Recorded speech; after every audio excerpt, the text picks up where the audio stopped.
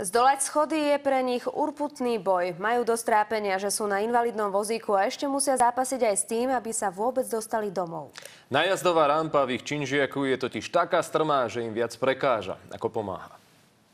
To sa nedá na toto výjsť vôbec. Toto ani slovo nevyťahne, vidíte, to už ani nepohnú ďalej. Pani Lídia a jej asistent z Levíc takto bojujú každý deň. V bytovke pre sociálne odkázaných má vozíčkarom pomáhať hore či dolu schodmi takáto strmá nájazdová rampa. Je však vlastne na nič a vozíčkarom musí vždy niekto pomáhať vyniesť vozík na rukách.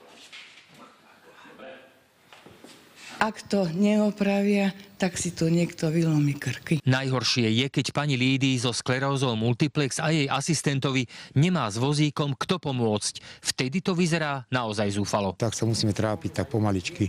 Po jednej nohe zdvíhať nohu hore, druhú nadhodí, zase položím a tak. Aj neraz som padla dole schodama. Je to hrozivé, že si človek môže niečo zlomiť. Pri poslednom schode sa už nemala tú silu a spadla mi dole. Je človek dotlčený, dobúchaný, utrapený, vysilený. Keby človek chcel aj pomôcť ako suseda, tak nevládzem, lebo je ťažká. Východisko vidia v inak situovanej nájazdovej rampe alebo v tom, keby výťah jazdil až dolu do súterénu a vozičkari či mami s kočíkmi by sa nemuseli nadrapovať do výťahu alebo z neho po schodoch. Správca bytov o probléme s rampou vie, hovorí, že ho chce riešiť, no nie je to jednoduché a problém neodstránia zo dňa na deň. Požiadali už architekta o naprojektovanie inej nájazdovej rampy, no narazili na problém. Rampa tak, aby vyhovovala súčasným platným normám, nie je možné ju zrealizovať, tak posunieme